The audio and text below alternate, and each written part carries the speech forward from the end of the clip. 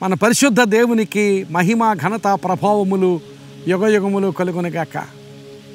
ప్రియులారా, ఈ hope for today సందేశాల ద్వారా మేము మీకు ఆశీర్వాదకరంగా ఉండడానికి దేవుడు మాకు ఇచ్చిన కృపను బట్టి దేవునికి స్తోత్రాలు చెల్లిస్తూ ఈరోజు హోప్ ఫర్ టుడే సందేశంలోనికి మిమ్మల్ని ప్రేమపూర్వకంగా ఆహ్వానిస్తున్నాను. ఈరోజు ఈ సందేశము కొరకు 112వ కీర్తన 4వ వచనాన్ని మీ ముందు ఉంచుతున్నాను. 112వ కీర్తన 4వ వచనం. యథార్థవంతులకు చీకటిలో వెలుగు పుట్టును, వారు కటాక్షమును వాత్సల్యతయు నీతియు గలవారు.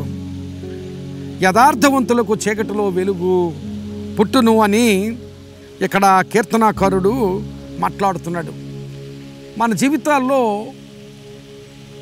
ఆయా సమయాల్లో చీకటిలో ఉన్న అనుభవాలు, ఆయా సమయాల్లో అంధకారమయమైన అనుభవాలు మన జీవితాల్లో చోటు చేసుకుంటూ ఉంటాయి. ఆయా రంగాల్లో మన ప్రయత్నాల్లో అంధకారం, మన ఆర్థిక పరిస్థితుల్లో అంధకారం, మన ఆరోగ్య పరిస్థితుల్లో అంధకారం, మన బిడ్డల జీవితాలు స్థిరపడడం విషయంలో అంధకారం, ఇంకా రకరకాల విషయాల్లో అంధకారం, మన కుటుంబ సంబంధాల విషయాల్లో అంధకారం. అలాంటి స్థితిగతులలో అంధకారమయమైన పరిస్థితుల్లో మనం ఆయా సమయాల్లో ఉంటూ ఉంటాం. అలాంటి సమయాల కొరకు ఒక గొప్ప ఆశీర్వాదకరమైన వాగ్దాన రూపమైన వాక్యాన్ని ఇక్కడ దేవుని వాక్యంలో చూస్తున్నాం. యథార్థవంతులకు చీకటిలో వెలుగు పుట్టును అనే మాట ప్రియులారా గమనించాలి. అలాంటి యథార్థవంతులకు నెమ్మదిగా వెలుగు ప్రసరిస్తుంది అని వాక్యంలో లేదు. అక్కడ ఇంగ్లీషు తర్జుమా చూసినట్లయితే when darkness overtakes him light will come bursting in అన్నాడు. When darkness overtakes him light will come bursting in. అలాంటి యథార్థవంతుని జీవితంలో చీకటి అలుముకున్నప్పుడు అకస్మాత్తుగా బలమైన వెలుగు ఆ జీవితంలో ప్రవేశిస్తుంది. అకస్మాత్తుగా ఇది చాలా గొప్ప ఆశీర్వాదకరమైన అనుభవం. ఒకవేళ నీ జీవితంలో ఏదైనా చీకటి అనుభవం, ఏదైనా అంధకారమయమైన స్థితి, ఏదైనా ప్రతికూలమైన అనుభవం, ఏ రంగంలోనైనా, ఆర్థిక విషయాల్లోనూ, ఆరోగ్య విషయంలోనూ, కుటుంబ సంబంధాల విషయంలోనూ, బిడ్డల జీవితాల విషయంలోనూ, ఏ విషయంలోనైనా ఒకవేళ అంధకారమయమైన స్థితిని జీవితంలో చోటు చేసుకుంటే దేవుడిచ్చే వెలుగు ఎప్పుడో ఒకసారి అకస్మాత్తుగా వెలుగు నీ మీద ప్రసరింపచేస్తాడు. నీ జీవితం ఊహించని రీతిలో మారిపోతుంది. ప్రియులారా, అలాంటి అనుభవాలు ఎన్నోసార్లు అనుభవించిన సంగతులు మీ జీవితంలో ఉండొచ్చు. దావీదు గొర్రెల కాపరిగా ఉన్నవాడు. ఎక్కడో గొర్రెల మందలను కాచుకుంటున్న చాలా యవ్వన స్థితిలో, బాలుడిగా ఉన్న స్థితిలో దావీదును దేవుడు సమూయేలు ద్వారా రాజుగా అభిషేకించాడు. అసలు దావీదు అనే ఆ యవ్వనస్తుడు తాను ఇశ్రాయేలు దేశానికి రాజునవుతాను అనే ఆలోచన కానీ, అలాంటి తలంపు కానీ తన హృదయంలో ఎప్పుడు పుట్టుండదు. యథార్థవంతుల జీవితంలో వెలుగు అకస్మాత్తుగా వచ్చునంటే అలాగొస్తుంది. దావీదు ఊహించని స్థితి. దావీదు ఎక్కడో ఉన్నాడు, ఎక్కడో మరుగున ఆ దావీదు అనే ఒక యవ్వనస్తుడు, ఒక అతను ఉన్నాడు అని కూడా ఎవరికి తెలియదు. అలాంటి గుర్తింపు లేని, అలాంటి ఎవరికీ తెలియని జీవితం జీవిస్తున్న దావీదు జీవితంలో దేవుడు అకస్మాత్తుగా వెలుగును ప్రకాశింపజేస్తాడు. అలాంటి అనుభవాలు దేవుడు మనకు కలుగు చేస్తాడు. యథార్థవంతులకు చీకటిలో వెలుగు పుట్టును. వెలుగు పుట్టును అంటే వెలుగు నెమ్మదిగా ప్రవేశిస్తుందని కాదు, ఒకేసారి అకస్మాత్తుగా బలమైన వెలుగును ఆ జీవితంలో ప్రకాశింపచేస్తాడు. పౌలు క్రొత్త నిబంధనలో సౌలుగా ఉండి సంఘమంతటిని హింసిస్తూ ఉన్నప్పుడు ఆ సమయంలో యేసుక్రీస్తు ప్రభు ఆయన పట్టుకున్నాడు. దమస్కు మార్గంలో సంఘాన్ని హింసిస్తూ ప్రయాణం చేస్తున్నప్పుడు సౌలా సౌలా నన్ను ఎలా హింసించుచున్నావు అన్నప్పుడు అకస్మాత్తుగా వెలుగు ఆయన మీదకి ప్రకాశించింది. ఆయన కన్నులు మూయబడిపోయాయి. అలాంటి అకస్మాత్తుగా వెలుగు ఎప్పుడైతే ప్రకాశించిందో సౌలు జీవితం పౌలుగా మారింది.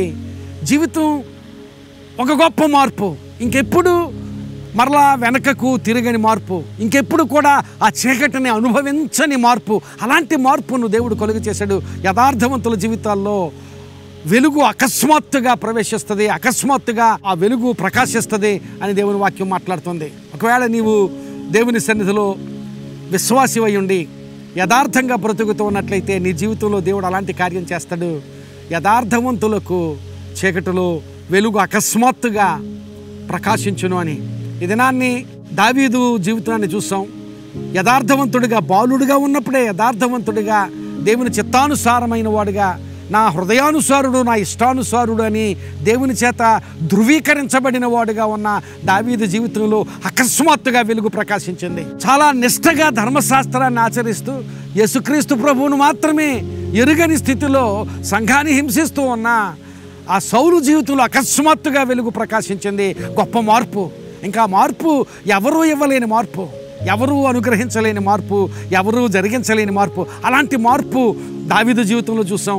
అలాంటి మార్పు పౌలు జీవితంలో చూసాం. ఇది నీ జీవితంలో కూడా అలాంటి అకస్మాత్తుగా వెలుగును ప్రకాశింపచేసి గొప్ప మార్పును కొలిగి చేసే గొప్ప కృపామయుడైన దేవుడైన. అయితే ఆ యథార్థవంతమైన జీవితం, దేవుని సన్నిధిలో విశ్వాసిగా నేను యథార్థంగా బ్రతుకుతాను, దేవుని ఎదుట యథార్థంగా బ్రతుకుతాను. ఈ లోకం ఎదుట, సంఘము ఎదుట, కుటుంబం ఎదుట కాదు, దేవుని ఎదుట నేను యథార్థంగా బ్రతుకుతాను. ఎవరు లేని సమయంలో దేవుని సన్నిధిలో నేను అలా కనపడుతున్నాను, దేవుని ఎదుట యథార్థంగా బ్రతుకుతాను. అలా బ్రతికి నేను దేవుని సన్నిధిలో కనిపెడతాను.